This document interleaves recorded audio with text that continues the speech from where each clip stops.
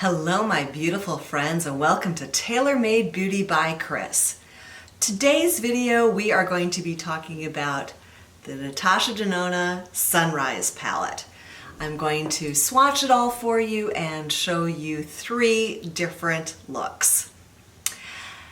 This palette has been in my Sephora basket for a very long time, and with the VIB sale I decided to limit myself to 1 palette, and after going to the store and swatching a ton of palettes, I finally gave in and picked it up, and it is not disappointing. It is a really fabulous warm palette with some cool tones in there.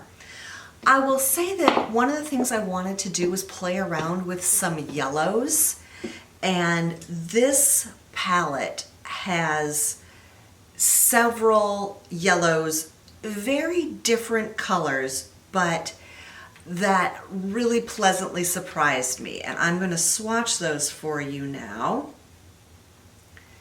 So there's 1, 2, and 3. And first of all, you can see the color payout there. That's a ton. And that they are all 3 really different kind of yellow to like a butternut squash orange color. And one of the looks I use these, and I think it came out so pretty. I was really pleased with that. Kind of at the other end of the spectrum are some reds and some cranberries, and then a really amazing color shifting color. So let me get those colors and get them swatched here for you. Yeah, wow, look at those, right? And this this bottom one is a color called Awakening, and I'm hoping that the shift is showing up there on camera. Those are just, I think they're really lush, really rich colors. It's what I'm wearing right now. And they don't have to be ridiculous over the top. I think you can do a bold, subdued look, if that makes any sense. The mattes that are in here are also very interesting. You get quite a range of some statement colors. Let me get those going there for you. So again, this is not a timid palette, but I think it just gives you, you wouldn't pick up this palette if you didn't want to have some bold options, right? I didn't look at this and go, oh, what a fabulous neutral palette, because it's not, and that's not what I was looking for. I like to do a fun look, right? You only live once, YOLO, and why not have it be colorful and out loud? Having said that, I think I could put together a really neutral look. Let me just go down one side here and pick up some shimmers that are pretty neutral. All right. Oops. Didn't quite get that last patch all cleaned up. But just look, especially this top one, this Day Spring. What a gorgeous kind of coppery with a little bronze to it. And the other ones, let me get a little bit more of that Laurel. That's this one. That is a really pretty kind of pale copper. Just beautiful. And is there anything I have not swatched for you yet? I think there are Yes, there are a couple. Let me just get those now. Make sure I get my arm all cleaned up for you. Here are the remaining 3 colors.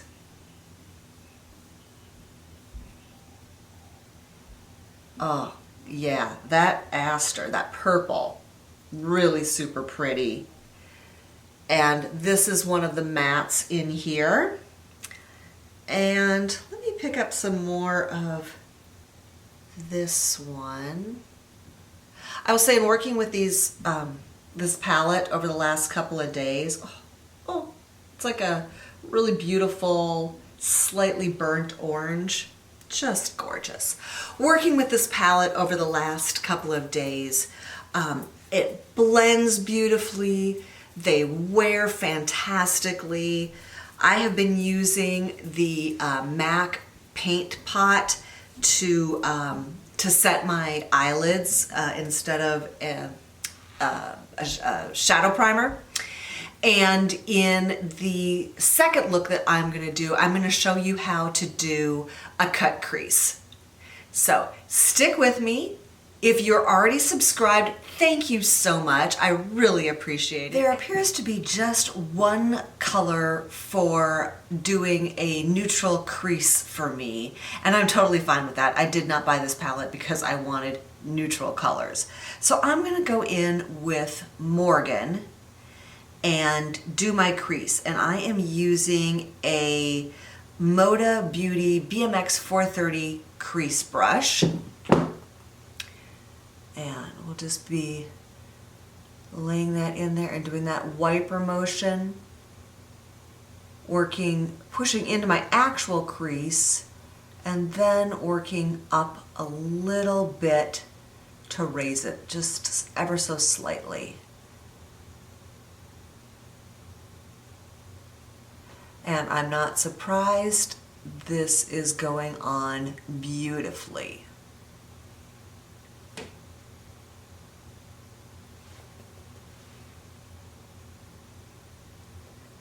You know, I went back and forth on this palette for so very long, and while I was at Sephora today, I swatched a whole bunch of palettes. I went to Dior, I went to Marc Jacobs, I looked at Huda Beauty, and at the end of the day, this is the one that really was still speaking to me.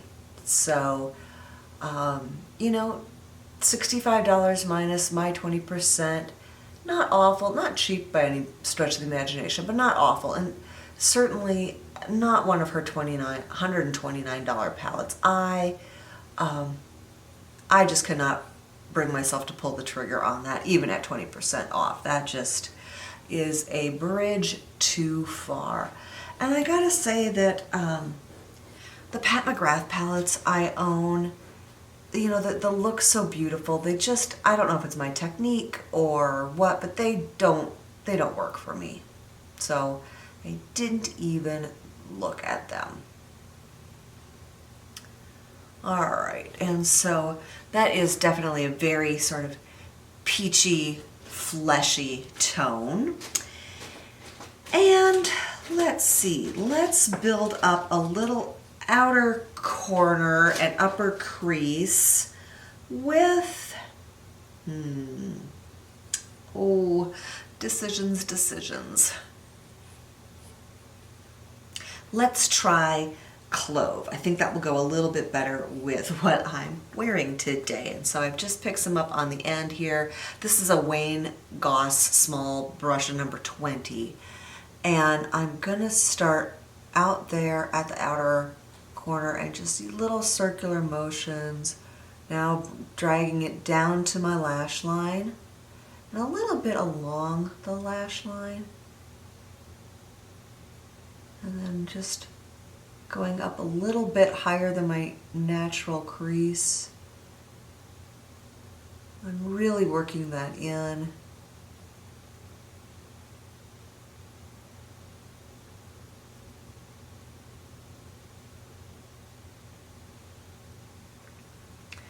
All right, and now I have a Sonia Kashuk brush from a couple Christmases ago that I'm going to blend that with.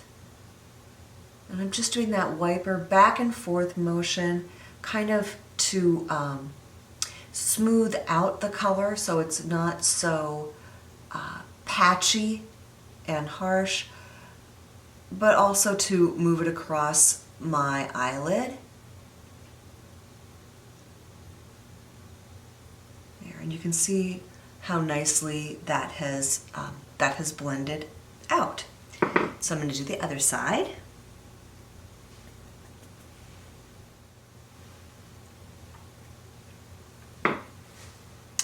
And I would like a little bit more of that clove color just on the down by my lashes and the lower part of the outer 7.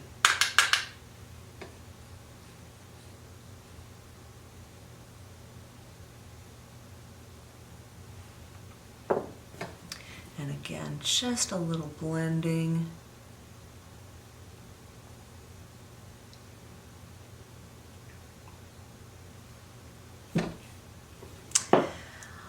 Now, what are we gonna pop on the lid? So many choices. I know from swatching this in the store that that aster is pretty light. I think I'm gonna go in with azalea. And I am just gonna pick it up on my finger and you can see that. There. Pretty, oh my goodness. Yep. That's why I bought this palette.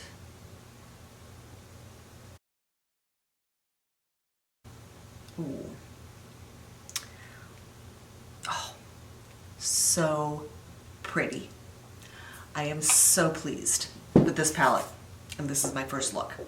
Now I'm going in with a little tiny brush. This is also from that Sonia Kashuk from a couple years ago.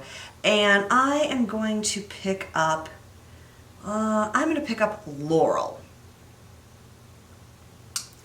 And I'm just gonna highlight my brow, the arch of my brow with that.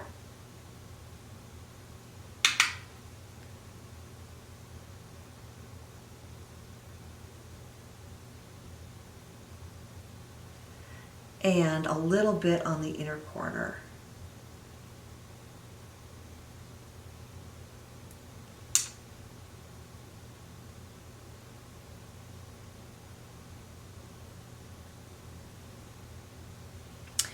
Okay, and let's figure out lower lash line. I think I'm going to go back into Clove with that same pointy brush and just connect it from up above to beneath my lower lashes and coming in just over halfway, somewhere between 1/2 and 2/3.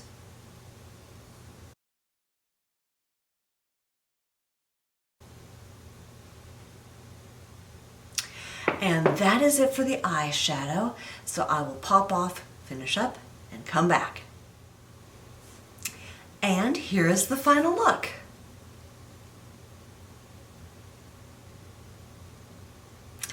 I can tell I am really gonna love playing with this palette, and I can't wait to do some more looks for you.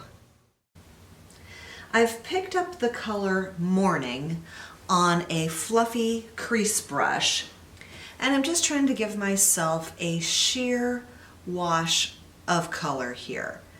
I know that the look today is going to be bright but not bold, and to add to that brightness I decided to start with Morning, which is probably the most subdued of the 3 yellow shades in this palette. Now I'm picking up a MAC 217 brush. It's a small crease brush, but it works really well for my smaller eyes. And I've picked up the color Carnelian, which is kind of that butternut squash color. And so I worked it into my crease, and now I'm dragging the color down to my lash line and going along the outer part of my crease again. You can really see it stand out there. And doing the same to the other side. Back to a fluffy blending brush just to soften the lines. Now I'm going to do the cut crease. So I have some Clinique Take the Day Off eye makeup remover, and I have a pointy Q-tip. I got those off of Amazon. Just getting that damp. And now I'm going to remove any color from just slightly below my natural crease down to the lash line and across. I'm doing that on both sides.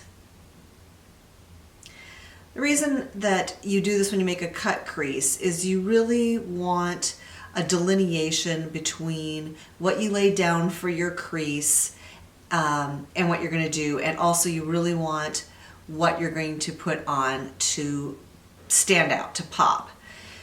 And then to give it a good foundation, I have Tarte Shape Tape here.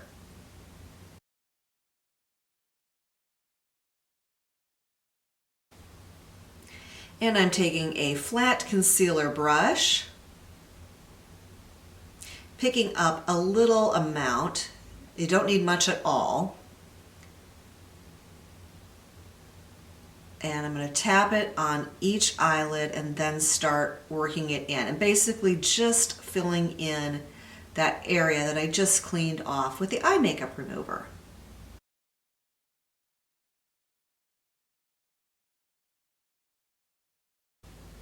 Now I'm picking up the color Agate and using my finger to apply that over the Shape Tape on the movable part of my lid. By having that Shape Tape there, it is really letting me show off the agate color and getting the brightness out of it.